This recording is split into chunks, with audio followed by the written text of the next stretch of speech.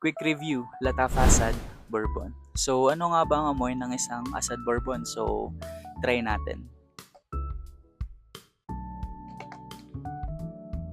Okay, so, short information lang guys, no? Si Bourbon guys is one of the go-to scent ko, lalo na ngayong gabi or ngayong malamig yung panahon kasi for me, sobrang compliment getter nitong perfume na to and talagang mas appealing siya. Wala pa akong nakasabay or nakasama na sinabihan na ang tapang ng perfume mo o ang baho ng perfume mo. This one guys is a loud fragrance pero hindi siya masakit sa ilong. For me guys, no, safe to. Safe tong perfume na to. Mabango siya, may chocolate siya. So yun, no. Sa initial spray niya guys, maamoy mo dito yung sweetness niya. Medyo vanillic yung scent niya, pero may sipa, no? May pagka-spicy yung sweetness nito.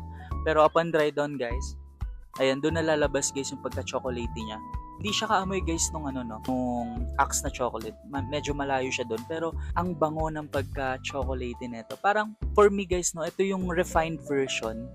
Feeling ko ito yung best na chocolate na Middle Eastern as of the moment. Syempre kasi ito pala yung natatry ko na chocolate na amoy.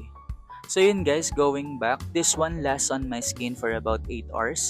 And then on my clothes guys, 12 hours siya or more. Kasi kapag pupunta ako ng office, ginagamit ko to. Sa bahay pa lang, since panggabi ako nun guys. So nag-spray ako nito sa bahay pa lang around 8 sprays. 8 to 9 sprays ako dito. Kasi hindi na ako nagdadala ng decan. Like, ito na lang ginagamit ko and for the whole night na yun. Like, hanggang pag-uwi ko ng kinabukasan. So, yun, going back, nag-spray ako dito, 2 hours, wala dito hanggang office. Then, pagdating ko sa office, pagpasok ko sa bay, pagkaupo ko, guys, no, sabi nung mga katrabaho ko, ang bango ni John. John kasi ang tawag sa akin doon. So, ang bango ni John, amoy chocolate yan. So, syempre, palakpak tenga ako kasi na-compliment na naman ako. Gamit ang isang Asad Bourbon. Sobrang layo niya sa Asad na black, yung Asad OG na tinatawag.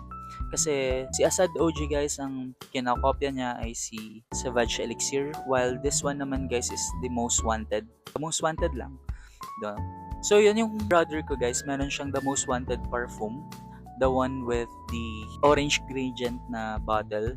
Inaamoy ko yun guys, no, medyo similar dito pero feeling ko may ibang atake talaga to. So, hindi yun yung direct copy niya. Yun kasi sweet siya, leaning into sweet. Pero this one naman leaning into chocolatey sweet. Pero ayun, ang bango nito. Marirecommend ko ba siya? Yes.